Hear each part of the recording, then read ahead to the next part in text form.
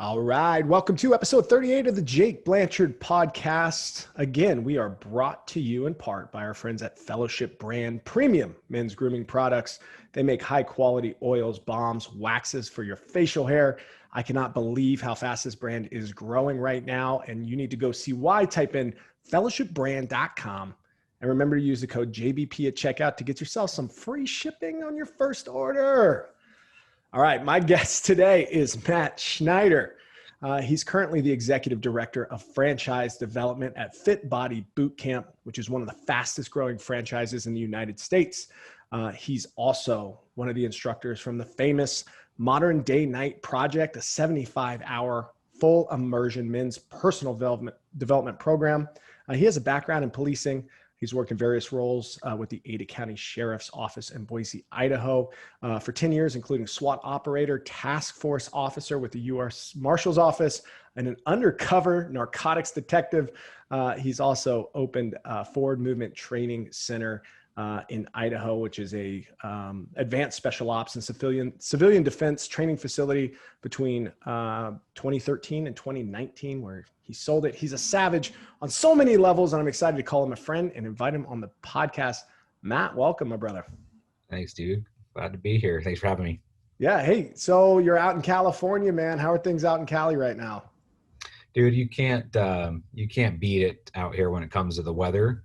I spent a lot of years in Idaho, on the eastern and western part of the state. And so it took a little while, coming up to 2 years here. So it's taken a little bit to adjust to the fact that we don't have seasons. But it is nice to not ever have to really look at the weather report and just make a very safe assumption that it's going to be clear and sunny and awesome. So all is well in the SoCal state. You are certainly like one of the only people that I know. Like, freeway traffic is usually coming from California to Idaho, and you're just that car driving in the other lane, Idaho to California, man. But I love that you're loving it out there. Yeah. We definitely got an earful when it came to us making the announcement that we were coming this way. But I'm sure we'll get into the story about what got me here as it relates to Fit Body and the opportunity to come join the team. But it's such an incredible state, and leave it to people and politics to ruin something, or at least put it in a less desirable place. But the state itself, it's gorgeous. So many different opportunities. It took us all but probably 20 minutes to get our season pass to Disneyland when we moved down, and we go to the beach nearly every weekend. We're not far from the beach, and so yeah, man, it's cool in a lot of ways. We just focus on the positive. And when we did move down, we made sure that we set up shop 2 miles away from the office, and so we don't have to mess around with the traffic and find ourselves mixed up in it much. I love it, man. Hey, well, let's go all the way back. Let's zoom back a little bit. Like, you're a super interesting guy. You've got an interesting story. You're a motivator. One of the things that I love about you, every time that I'm around you, I feel like I'm getting better as a human being, as a man, as an individual. You've always been that way, for me, at least personally in my life. And so, where did this come from? Where'd you start out? Did you grow up in California, Idaho, and then how'd you get into policing? Yeah, man. So I moved to Idaho when I was 14 years old from Southern California. And we landed in Idaho Falls on the eastern part and went to junior high and high school there. And when I graduated in 2000, I really didn't know what I wanted to do at that point, but I did have a friend that was a police officer, and he took me out for a ride along. Shout out to Lincoln McDonald. I don't know if he's still on the force or not. It's been a lot of years, but I didn't know the first thing about policing. I really wasn't one of those kids that grew up wanting to be a police officer, but he took me out for a ride along, and it was just a really cool firsthand experience at the kind of service that law enforcement plays within the community. Nothing, at all of any real interest happened, but it was just the first time I realized what it is that the men and women in those police cars are out there doing. And so I found myself researching it and finding that Idaho State University had a 9-month program that would allow me to essentially self-sponsor, go and get my patrol certificate and my detention certificate, and that would get me what was called certifiable. So it would allow me to basically get picked up by an agency, and that would allow the agency to just plug me right in without having to send me to the academy, which is a big expense and a long time that's away from the department. So I did that. I graduated from the academy in 2001. I was actually in the academy when 9/11 happened. I know that for those of us that were, are old enough to remember 9/11, we all know exactly where we were, who we were with, what we were doing when we found out that the country was being attacked. And I was in the academy.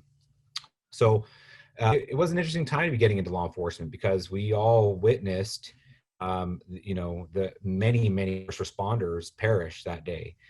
So it was quite a humbling experience, and really did quite the gut check as to whether or not this was going to be the profession I wanted to continue to pursue. And obviously it was. I did move from Pocatello, where Idaho State University was, and found myself in Boise, Idaho, where I continued going to school at Boise State University. Eventually graduated with my degree in psychology. And in 2006, I was offered a position I applied for and was accepted to the Ada County Sheriff's Office, where I was plugged into the jail. The jail is not where I necessarily wanted to find myself being within law enforcement. I'd never watched an episode of Cops where, they spend any time in the jail other than when they take the bad guys over there. But that's where they needed help. And so I found for about just over a year, I was essentially an adult babysitter, but it was really a great place for me to learn the criminal mindset. I really, I found that I enjoyed talking to the men and women in there, and trying to the best of my ability use my psychology degree in those conversations. But I was really where I started to understand the criminal mindset more. I mean, as you can imagine, you can't be a crook and then get hired on as a cop. So I had very little understanding of the criminal mindset, and being in the jail was a great place to have a conversation. And I did find that there's kind of an unwritten universal rule that as long as I didn't disrespect them and walk around like I was, the man with the badge and I had the power, and I treated them as a person, that was reciprocated, and they would not disrespect me. And so as a result, I was able to have a lot of really interesting conversations, some of which were like with high ranking gangbangers and guys that are shot callers and really have spent a lot of time in the streets. And it's interesting how much a gang is ran like a business, and how good they are at running it. And if they would just apply that skill set to legitimate business, these guys could be making a fortune. But I mean, they would tell me just about everything. They would stop short at some things, but man, I learned a lot about the inner workings of many things that happen within the community. And then from there, just after a year in the jail, I went to patrol. I spent 3 years on patrol, and I just absolutely loved it. I loved being that person that could, be standing between, you talk about the thin blue line, right? And a lot of people really, I don't think they quite understand what that means, but it's just playing that part where you're in between the people who would do bad things and commit evil acts, and everybody else that just wants to live their life and pursue their version of the American dream. And, the reality is that every community has people out there with criminal intent, and sometimes it's due to substance abuse or mental health. And sometimes you just have people that they're just evil people. Like, they legitimately, given the opportunity, or if they can create the opportunity, they will create havoc and a lot of harm. And so I really enjoyed being that person that could go and take them out of the equation, so that everybody else could be just a little bit safer, and their families could go on about life and not know the difference. So then about a few years into that, I tried out for and was selected for SWAT. I did find that I gravitated towards and really liked the more dynamic things. So for whatever reason, the more chaotic they were, the quote unquote scarier there were, or unstable, I just found that I enjoyed that that part of the job. And I found that I operated well in it. I could make decisions clearly with it. I could keep a cool head and always kept a servant heart in the process. And so I actually, I did quite well in those kinds of circumstances to where I was given an opportunity to try out and was selected for the SWAT team. And I spent 5 years on it. And then as a collateral duty, I was also tapped to be a task force officer with the U.S. Marshal's Office on their violent fugitive apprehension team. And so I did those things, the SWAT team for 5 years, an entry operator, the U.S. Marshal's Office for a couple of years. And then I did do a short stint, about a year and a half, as an undercover narcotics detective, where I legitimately and legally bought drugs for a living. Wait, hold on a second. How does that work? Well, I mean, without getting into too many details, because you never want to compromise quite how it works. But essentially, what everybody knows and what anybody could find out is, there's a lot of people out there running around in the streets that are low level players, right? And they've got a little bit of dope on them, and a little bit of heroin or a little bit of meth.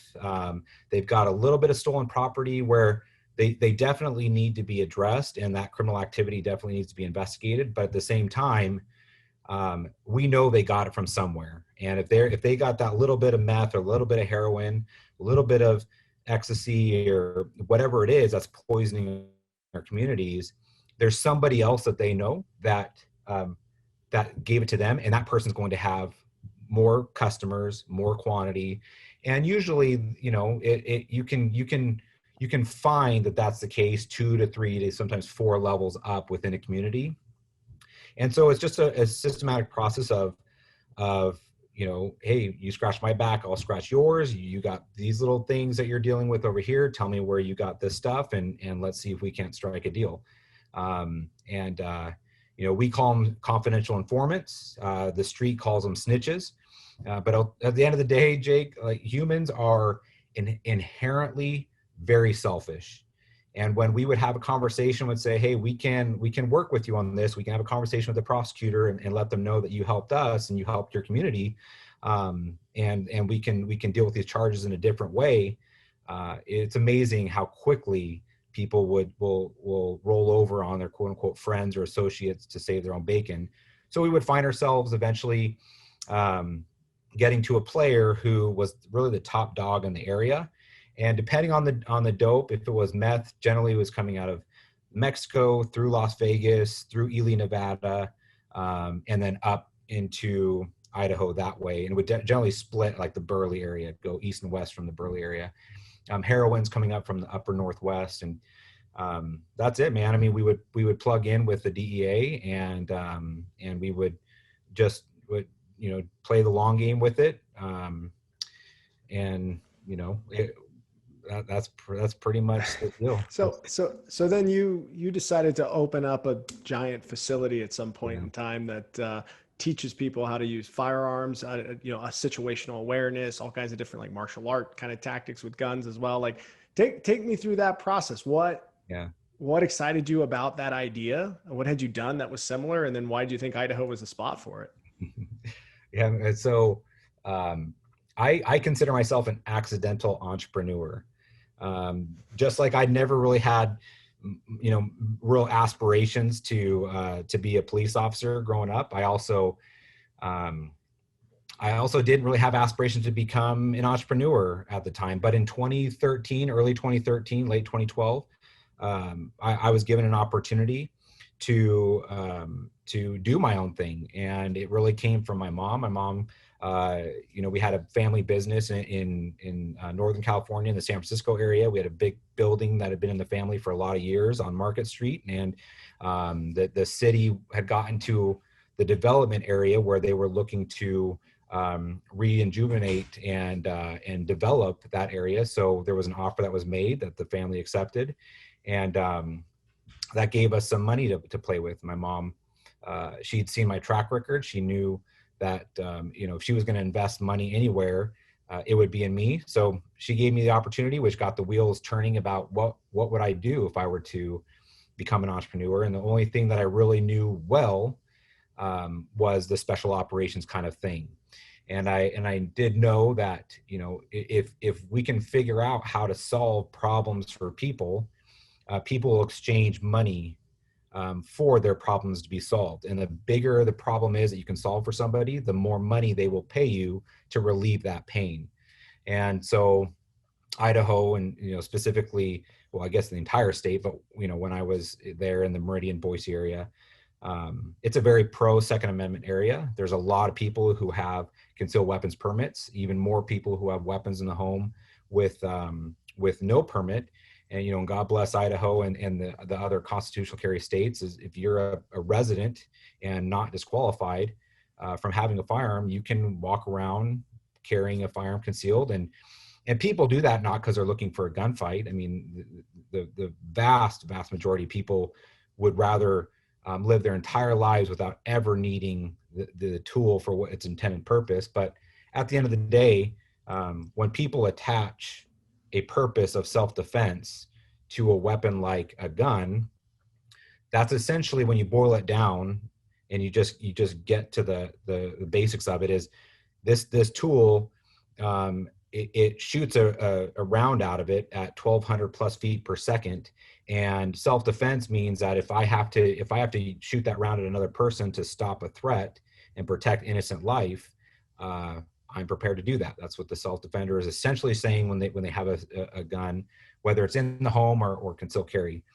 But it's not that simple. And if there's one thing of the many things that law enforcement taught me, it's how quickly people go and tap into the lizard brain, which is the amygdala, the fight or flight area, the part of the brain that's kept our species alive, you know, for the dawn of time. And they're not, that part of the brain is not initially communicating with the frontal lobe, the part that's all about reasoning and logic and decision making.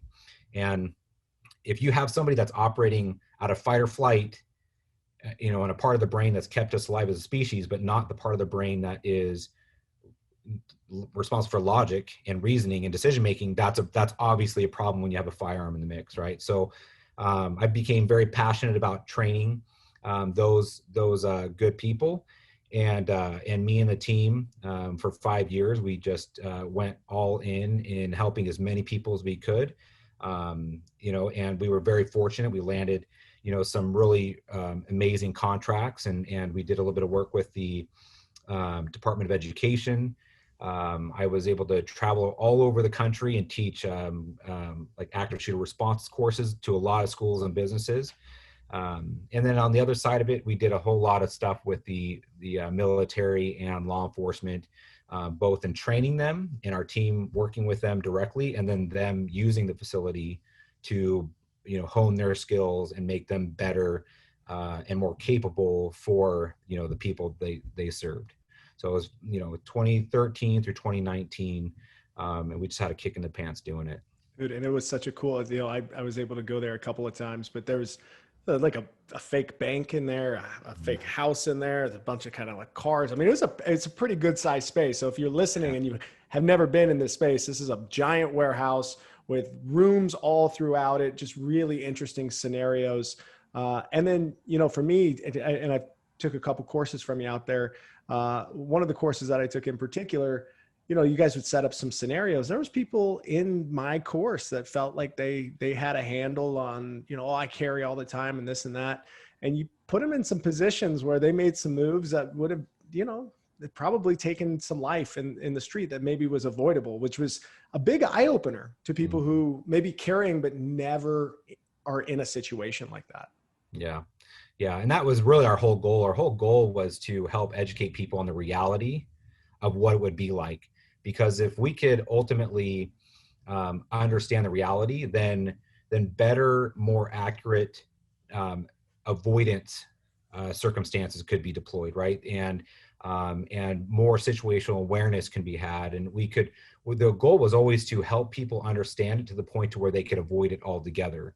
And then if their hand was forced, if there was no way to avoid it, it's imperative that they understand the reality of being involved in a circumstance like that, because, you can't take that round back. You can't undo that kind of circumstance. And, it's a tragedy when a good, innocent, law-abiding, tax-paying citizen is put in a scenario where they have to make that decision to begin with based on somebody else's ill intent.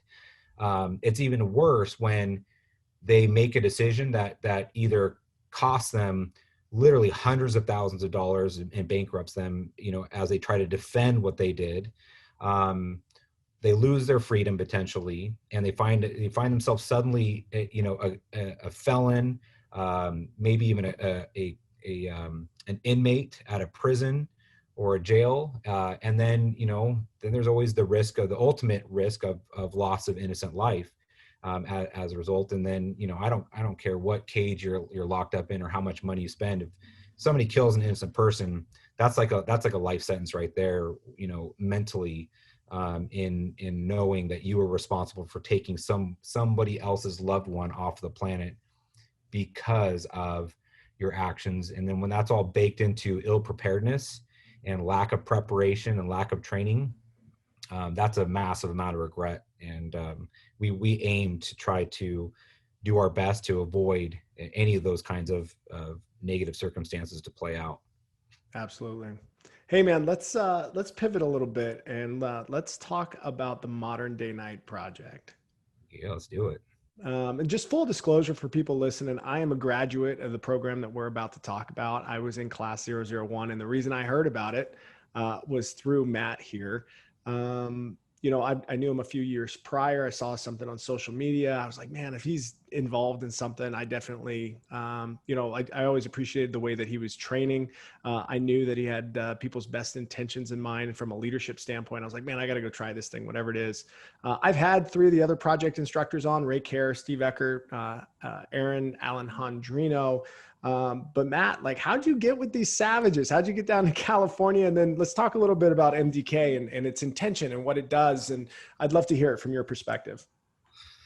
So, I don't know if it's one of those things where when something is meant to be, and when we're supposed to provide impact in people's lives, that, certain people come together at a certain time, but it really feels like this was some sort of divine intervention, the way it all played out. So I was extended an opportunity from Bedros Keuilian, the CEO of Fit Body Boot Camp, as well as other, he's got multiple different 7- and 8-figure companies. But Fit Body Boot Camp in particular was the offer that was extended to me to come down and join the team and help, lead the team towards, growth and profitability. And it was right around that time, so we're talking about May of 2019, that Steve Eckert, moved from New York to Southern California. He was a longtime coaching client of Bedros's, and they were just ready to get out of New York. And so they found themselves coming down to Yorba Linda, which is just down the street from us. And then from there, Ray Kerr was on stage with Bedros somewhere back east, and Bedros and Ray got to know each other. Ray's a former Navy SEAL. And then Aaron had just recently moved from Arizona to Chino Hills to help Bedros kind of launch the new supplement company, Truling. So the 5 of us all at right around the same time came into the picture, and it was Aaron and Bedros they were getting workout in, and they were having a conversation. If any of your listeners have ever read Bedros's book, Man Up, they know his story. If you haven't read it, highly encourage it. It's an incredible book on perseverance and overcoming adversity. But Bedros is very transparent about his upbringing, and when he was a child, when he was molested as a kid, and he talks about that journey, and he talks about the weight that he carried for years into adulthood, and how eventually, much later in life, when his businesses were failing, his marriages was failing, his relationship with his kids were failing, and it's kind of that point of hitting rock bottom. He found himself going to a therapist and having a discussion, and originally it wasn't even, he was talking about something different, but towards the tail end of his sessions with his therapist, it came up that he had been molested, and that was the first time Bedros had ever verbalized it to anybody else, and it was transformational for him, and it changed everything. It literally changed everything in his life when he was able to get it out in the open, realize that he wasn't alone, that he wasn't to blame, that his feelings were justified, but that there was a way to kind of overcome it.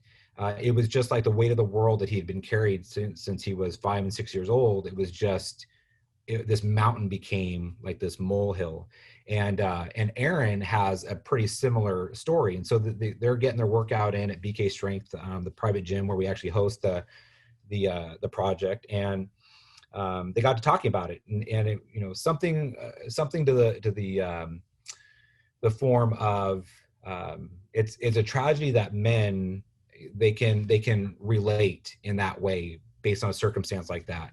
And what would the world be like if that wasn't the case? And that was really the seed that got planted of, let's start changing men's lives. And so that all happened when we all moved into town. So Bedros, essentially, he's got this mastermind brain and this massive, big thinking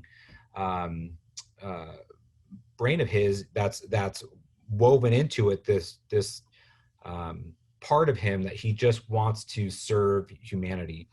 And so we all got together and we started talking about it. And we listen, like, I don't care who you are. Nobody lives, on this planet for a period of time and doesn't experience some sort of tragedy, some sort of trauma, right? And it just varies. There's a spectrum there where, some people, that trauma is experiencing a divorce, a real nasty divorce as a child. And from the child's mind, they feel like it's their fault, or, a really, really toxic relationship with a friend or a family member or a parent.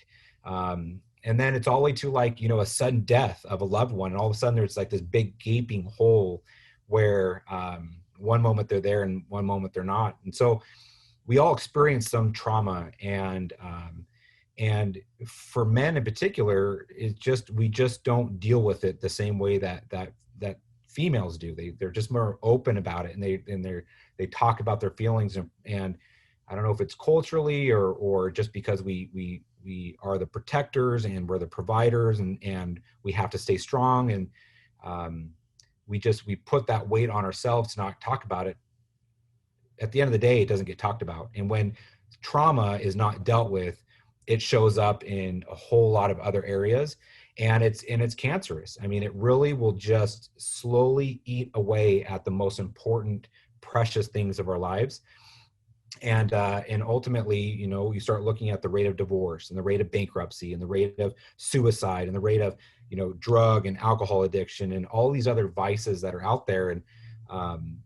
And in so many cases, it can oftentimes be walked back to undealt with trauma, things that happened that since that thing happened, there was the wrong course of action or this compounding effect that took place. So at the end of the day, the 75-hour,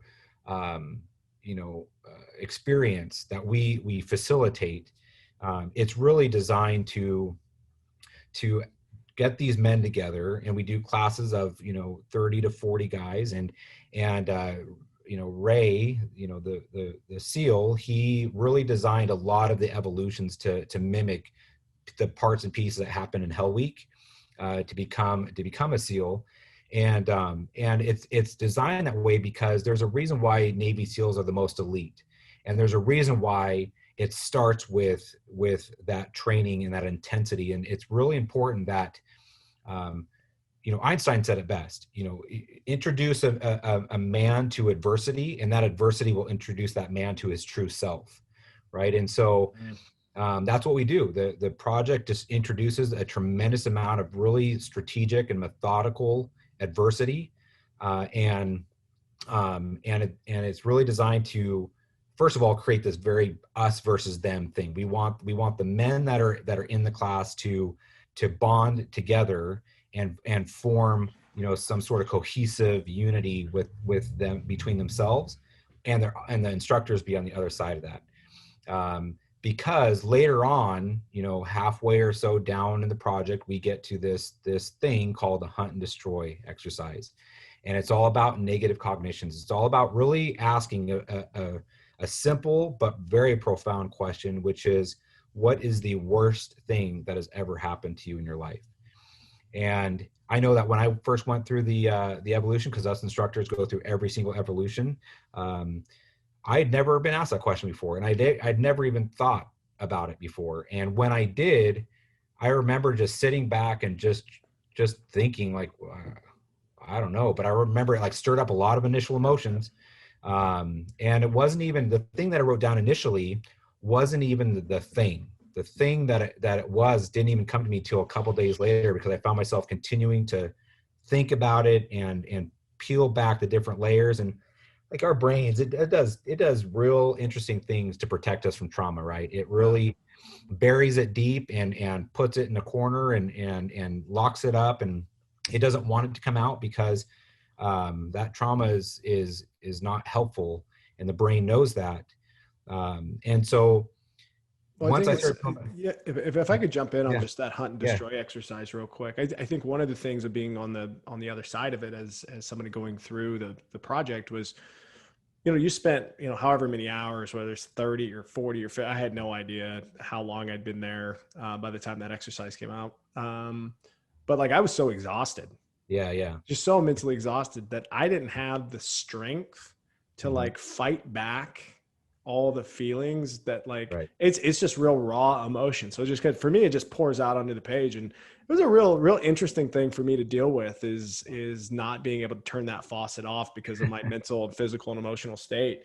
And it was a very profound and powerful moment for me. So just looking through another lens in the conversation, it didn't take me a couple of days. I was just in it, and it just came out raw, but it took a long time for me to understand what it meant in my life afterwards. And then how do I reconcile those types of things? So didn't mean to interrupt, but oh yeah, no. And that, I mean, it's I think it's really important that people hear, both sides. And that's why I think this conversation in particular, especially as we talk about the project, is so meaningful, because there's people are gonna be listening to this that are going to try to wrap their head around it. But your experience is one that can help a lot of people. And it's all by design. So Kevin, Bedros' therapist, he helped craft this piece of it. It's very strategic in when it happens and how it happens and the way it happens.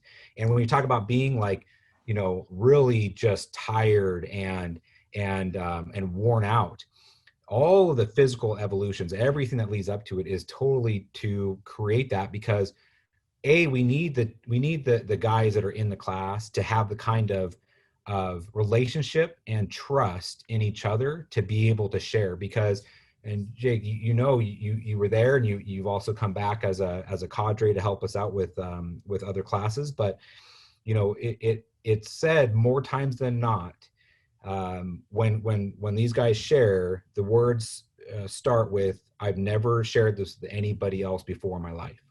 Yeah, 100%. And I've never shared this with my wife, my best friends. Nobody else knows this. And here you have, these guys that have only known each other for 30 some odd hours, and they're about to share something they've never shared with anybody, somebody that they've been married to for a decade. But it weighs on them, and then it just comes out, and it's like, but once it comes out, it's no longer this thing that you've kept under lock and key, and this thing that is a major part of you that makes you feel unworthy or unlovable or sick or broken, or all of the things that some of this trauma makes people feel. But then we fast forward, and we have a part 2 to it. And that's where we start talking about the superpowers. And the superpowers are, okay, this real traumatic thing happened to you. Let's talk about how that shaped you as a person in the way that you provide in a positive way to the world. And we can extract things like maybe you're more empathetic to certain people. Maybe you have this heart of gold towards kids or towards giving and to charity, or what you do for a profession is all because of this thing. And so we're able to link this traumatic event to superpowers, and then all of a sudden we can start for the first time shining this positive light in a certain way. But also make no mistake about it, like, for those that have experienced real traumatic events, that is where the work begins. It is after the graduation, after the black tie dinner in the private room, and the the incredible ceremony that we have for those that graduate. It's after that, in the weeks and the months, that the work is really happening, where the relationships are either being they're being rebounded, or they're being repaired, or even in some cases they're being severed. There's times where we say you need to trim the fat. If you have toxic relationships with people or things or behaviors, you need to cut that toxic out of your life. And that is a process. It doesn't just happen overnight. And so it's a lifelong thing. Once you graduate, you're in the brotherhood, and we're there for each other. And then all of a sudden you're surrounded by other like-minded men, just driven to dominate life and out to change the world. Let's talk about something that's very different about the MDK project, which is the high standard in which you all hold for graduation. Mm-hmm. It is no kind of secret to anybody who's kind of looked this up or not. There is not 100% guaranteed success rate. You guys hold your standards very high. In fact, I think you've got anywhere from a 30 to 40% bell ringing rate or dropout rate, if you will. Maybe talk about that dynamic. What makes it so interesting? And then, what's your perspective as an instructor having that layer associated with the program? In regards to the dropout rate or the graduation? I would say both. Yeah. Like either one. I mean, I guess I'm just asking the standpoint, like, you're signing up for something that you may or may not pass. That's a kind of it's a bit of a mind fuck going through it, just to be completely honest. Yeah. We're very transparent about it. I mean, there's a whole workup routine to get to it. And we are very transparent with people coming through, and we tell them, don't underestimate what's about to happen to you. Do not underestimate the physical and emotional investment you are making. There is a monetary investment, that's for sure. And if you graduate or not, that investment monetarily is gone. That's just part of the journey. That's part of showing up, and part of investing in yourself and into the journey of becoming and fulfilling your true potential. But when it comes down to it, some people don't prepare like they should, and they show up and they haven't conditioned the way they need to. That's a lot of the those that quit and ring the bell. So Ray brought the bell from the Navy, the same bell that the candidates and buds will ring when they're done. And one or two things really happens. The first is someone decides they want that to stop. They want the physical exertion to stop. They want the there's a difference between being injured and being hurt, right? And an injury is one thing. Being hurt is the cuts and the bangs and the bruises and the scrapes.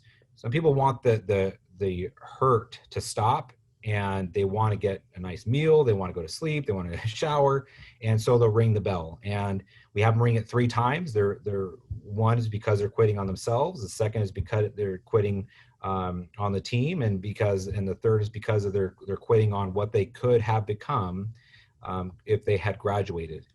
And everybody knows that going in. And so this is completely voluntary.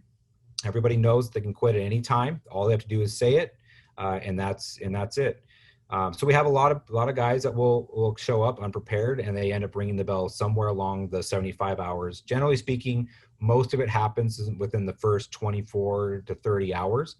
Then you have those that get medically dropped because they do have some sort of either injury or there's concern that they may be on their way towards an injury or some sort of medical condition. And so we have medics that are part of it, and they do the evaluation piece all along the way. And those are the two ways that guys typically exit the program before graduation. But for those that don't, that make it to the 75th hour, it's an incredible thing. They get an opportunity to shower up, go put on a nice suit, and then we have a really special location that we go to, and we spare no expense, none whatsoever. It's for the overwhelming majority of the guys, it's the nicest experience they've ever had, and we just have a very nice ceremony. We have an incredible meal, and that's where the instructors take their instructor hat off, and now we're part of the guys. Now we're the fathers, we're the friends, we're the business owners and the people out there looking to change the world side by side with these guys. So we break bread, and then we go on our ways. These guys come in from literally all over the world, from South Africa to England to Mexico to, Canada, all four corners of the US. And everybody goes, on their individual ways after it's all said and done, but we stay connected in the brotherhood. So we have Facebook page, we have a lot of interaction on a regular basis, and it's a way for us to hold each other up to the creed that we have. We have a very intentional creed about how we are to live our lives, how we're to show up for the world, how we're to lead our families, how we're to, lead our household, and the husband we should be to our wives, and the father we should be to our kids, and proximity is very powerful. So we have close proximity with all the graduates, and it's incredible to watch it continue to swell and swell, because there's just that many more guys every class that contribute in such a positive, healthy way, and we're just on a mission to impact as many lives as we can, and help as many men as we can. And man, we were just had an opportunity to see you not too long ago in Viva Las Vegas at a little meetup, and there's a bunch of us out there. It's really cool to meet up and have some conversations, and got all kinds of follow-up conversations with people, commonalities in business and life. And it's hard not to stay leveled up when you have an opportunity to get with folks, especially guys that you haven't met that are graduating from these other classes that, by the way, are coming from all walks of life with really interesting stories and businesses and all kinds of different things. So it's definitely really cool to be a part of it, for sure. Yeah, man. And in the success stories too, like Jake, you're one of all the success stories that come out of it. And, for us instructors, it just, you talk about a passion project, the fulfillment that comes with hearing the stories of the guys that go back and rekindle relationships and take leaps of faith they were too cautious about before, didn't have enough confidence before, had a low hanging glass ceiling prior to coming, but then they go and they're doing incredible things. It's an incredible thing. Yeah, and for me personally, and I'm pretty candid about this. And I just actually was on a podcast. I was on Vikram's podcast not too long ago. Should be releasing soon. Talking about one of the biggest things that I got out of it. And, for me, I had to go on a journey of forgiveness. Like that's what I got pulled toward, gravitated for. I had to forgive myself for wasted time. I had to forgive myself for a bad attitude. I had to forgive other people in my life for other things that they did to me, or things that they did that negatively impacted me. And I had to be just okay with where I am, and aspirationally move on. You know what I mean? And for me, I spent so much time trying to get validated for something that no one would ever be able to provide me the kind of validation that I needed in order to be made whole. And sometimes in life, you just can't be made whole. And for me, that was the epiphany that I needed, that opened up a lot of doors for me to start unapologetically doing the things that I want to do in the way in which I'd like to do them. And it was definitely catalyzed by an opportunity of 75 hours of self-reflection and introspection and perspective that I don't think that you can get anywhere else on the planet in the way that you guys structure it and provide it. So it's a pretty phenomenal experience for sure. Yeah, man. And to that point, it's we can't undo what's been done, and a lot of guys and women too, but we get asked all the time about doing a women's version of it. And listen, what does a guy really know about what women go through in their trauma and how they process it, right? I mean, I think it would be insensitive and even inappropriate in a lot of ways for guys to pretend like they have the capacity and the understanding to break a woman down and then try to rebuild them up, right? That's very dangerous. It's very easy to break somebody down, but if you've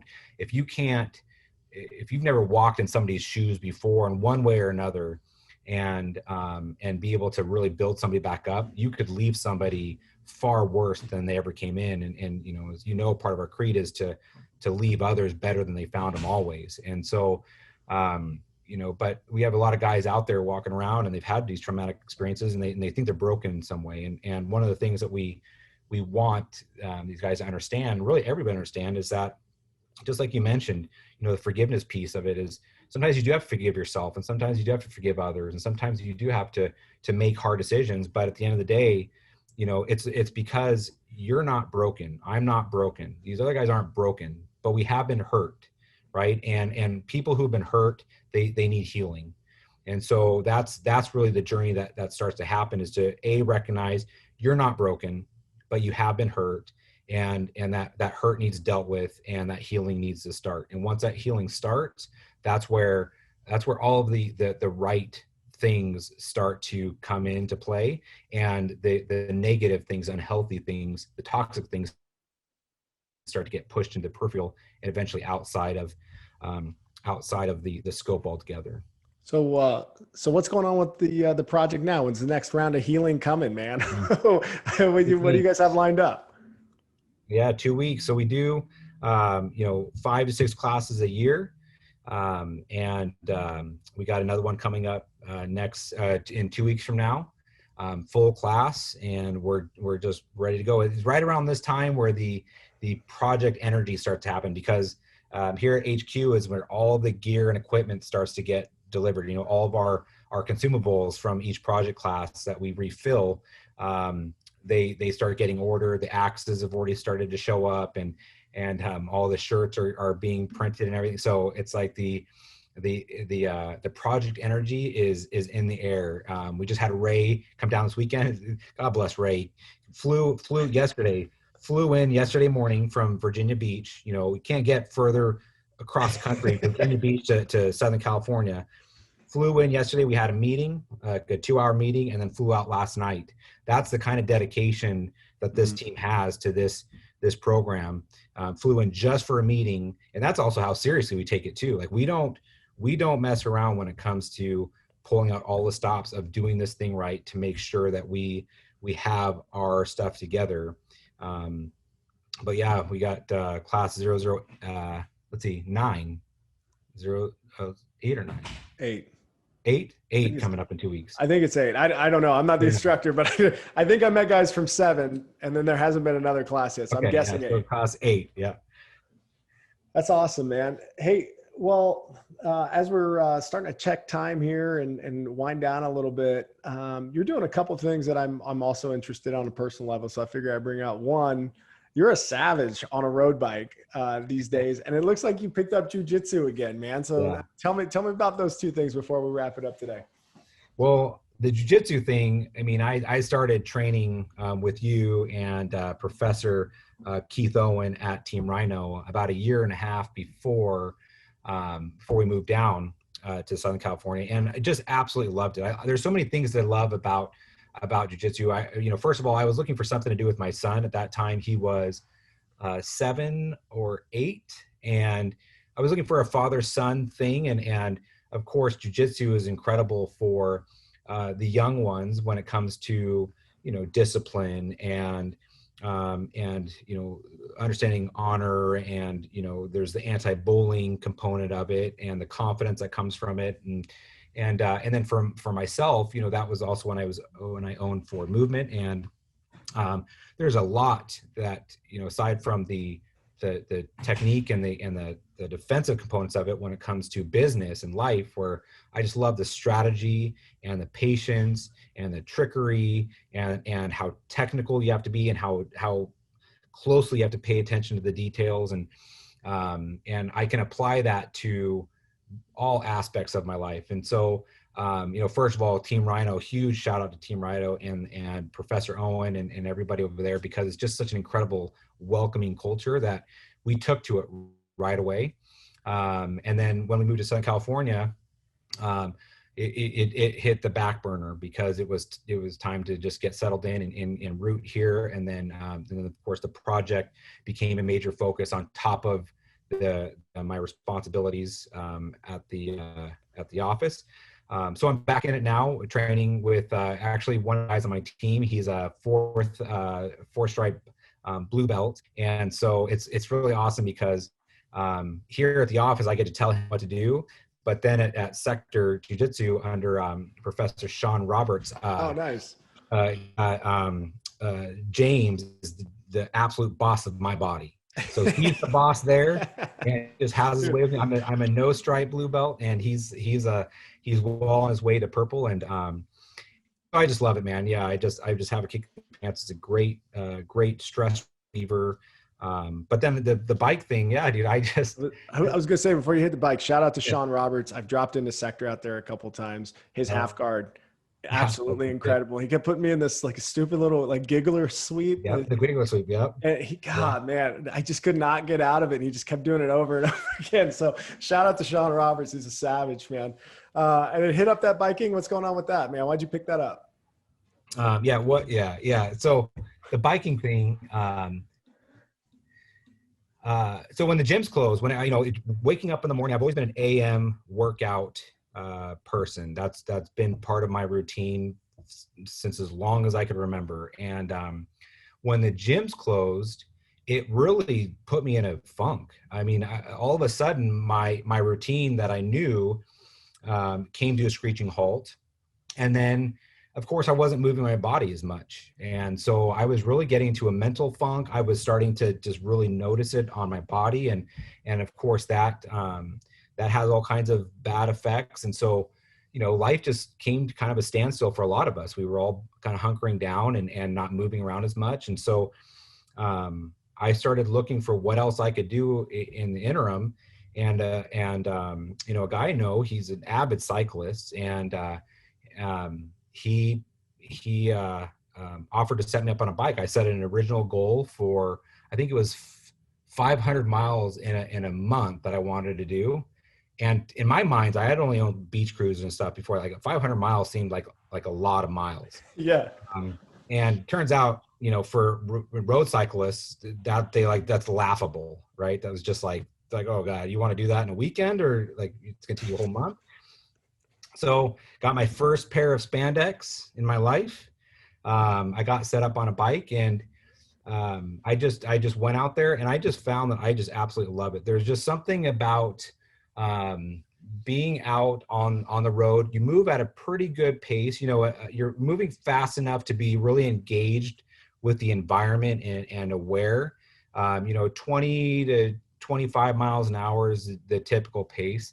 And so you're paying attention to what's going on, but you start to see things at a much slower pace than you obviously are in a vehicle. So you start noticing the environment, and you start noticing, people, and there's everybody on the sidewalk. So now I'm interacting with more people, because, even if it's just saying hello and, good morning and those kinds of things, that's more than what happens when you're driving in a car. And then there's also the bilateral stimulation component of it, right? You just got both sides of the body moving.